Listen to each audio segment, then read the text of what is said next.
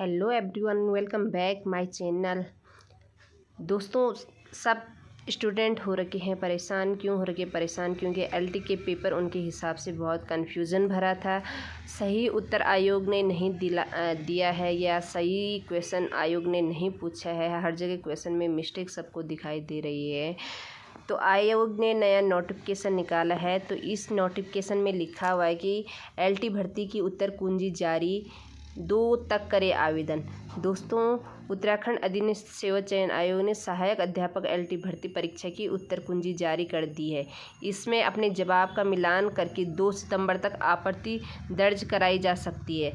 दोस्तों, अगर आपको कोई भी आंसर डाउटफुल लग रहा है तो आप 2 सितंबर तक उसमें आपत्ति दर्ज कर सकते हैं। आयोग ने सचिव सुरेंद्र सिंह रावत ने बताया कि 18 अगस्त को प्रदेश भर में 153 केंद्रों पर एलटी भर्ती परीक्षा हुई।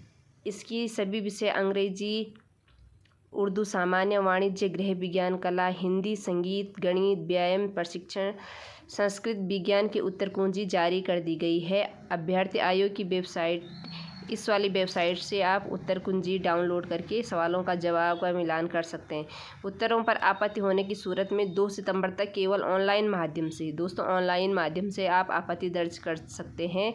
इसका लिंक 28 अगस्त को जारी कर दिया जाएगा। 28 अगस्त को इसका लिंक जारी हो गया है। तो अगर आपको किसी भी प्रश्न पर आपत्ति हो रही है तो आप आयोग को ऑनलाइन माध्यम से आपत्ति दर्ज कर सकते हैं। और आज मैं बात कर रही हूँ कि हिंदी विषय में बहुत सारे स्टूडेंटों का कहना है कि हिंदी विषय में भी कुछ प्रश्न गलत थे। हिंदी विषय में बहुत सारे प्रश्न गलत थे, लेकिन दोस्तों जो मेरा मानना है कि हिंदी में ज़्यादातर प्रश्न गलत नहीं थे। हाँ, एक शब्द ज़रूर, शब्द की जगह पे आयोग ने मिस्टेक कर दी है। तो वो कौन सा शब्द है, देखिए। इस शब्द में दोस्तों चंद शब्द का अर्थ क्या है?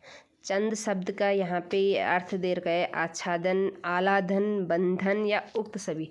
इसमें आयोग की क्या गलती है कि आयोग ने यहाँ पे चंद की जगह छंद होना चाहिए था। छंद सही शब्द है। हाँ, चंद धातु से छंद का निर्माण जरूर हुआ है, लेकिन यहाँ पे धातु कुछ नहीं पूछी है, सिर्फ चंद पूछा है।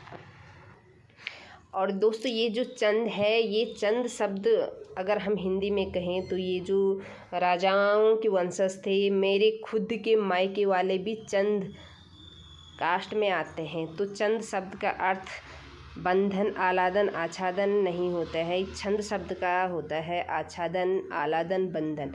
तो इस वाले शब्द पे आप आपत्ति दर्ज कर सकते हैं। इस वाले सटीक प्रूफ के साथ आप आपत्ति दर्ज कर सकते हैं। यहाँ पे क्या लिखा है कि वास्तव में छंदस शब्द के 2 अर्थ है। छंदस शब्द के 2 अर्थ है। क्या क्या अर्थ है? आच्छादन और आह्लादन। आह्लादन, यहाँ पे छंद शब्द के 2 अर्थ है। ये छंद शास्त्र के अनुसार है। तो दोस्तों ये इस प्रूफ के साथ आप आपत्ति दर्ज कर सकते हैं। अगर आपको ये डाउट लग रहा है कि चंद की जगह पे छंद शब्द होना चाहिए, आयोग ने चंद शब्द दिया तो सबका कन्फ्यूजन रहा कि कौन सा चंद शब्द आयोग पूछना चाह रहा है। या तो ये कास्ट वाला चंद शब्द या फिर कोई और चंद शब्द, क्योंकि अगर चंद देता तो उसमें धातु देता कि किस शब्द से, जैसे छंद शब्द की उत्पत्ति किस शब्द से हुई तो उसमें चंद आ सकता था, बट उसमें शब्द पूछा था, डायरेक्ट छंद नहीं पूछा था।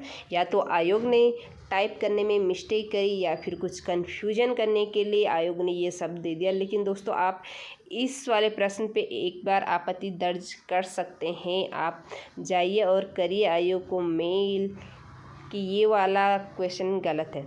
अच्छा दोस्तों, दूसरी बात करती हूँ मैं कि अगर कोई शब्द गलत होता है, अगर मतलब आयोग के द्वारा कोई भी क्वेश्चन गलत दिया जाता है और हम स्टूडेंट ये प्रूव कर सकते हैं कि ये आपने गलत क्वेश्चन पूछा है, इसका सही आंसर दूसरा होना चाहिए या क्वेश्चन में मिस्टेक करी है आयोग ने, तो उसके जो नंबर मिलेंगे वो सबको मिलेंगे।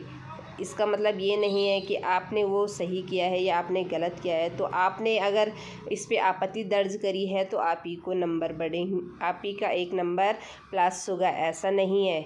नंबर सबको मिलेंगे इस शब्द पर, ये भी याद रखना है। नंबर सबका एक एक नंबर प्लस हो जाएगा अगर ये आयोग अपनी आपत्ति जो स्टूडेंट ने लगाई वो स्वीकार करता है तो।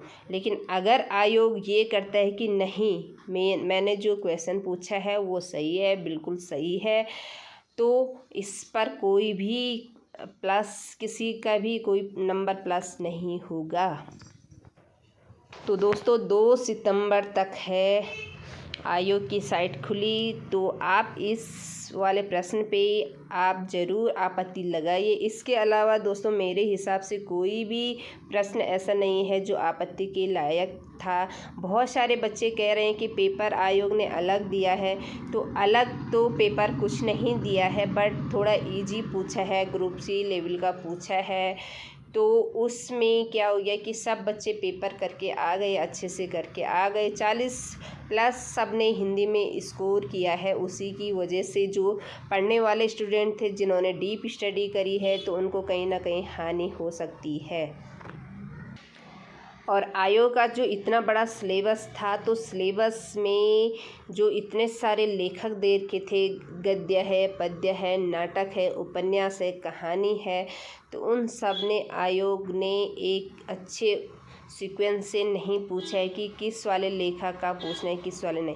ये सीधे ग्रुप सी लेवल का पेपर बनाया है, इजी बनाया है। अगर इसको थोड़ा टफ करते तो जो बच्चे डीप स्टडी कर रहे हैं तो उनका कहीं ना कहीं भला हो जाता था।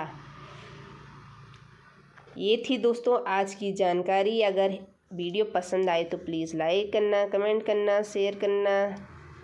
मिलते हैं ऐसी वीडियो के साथ। लर्निंग है, टीचिंग है जो आपके लिए यूज़फुल होने वाली है, तो प्लीज़ करिए मेरे चैनल को सब्सक्राइब। Bye bye.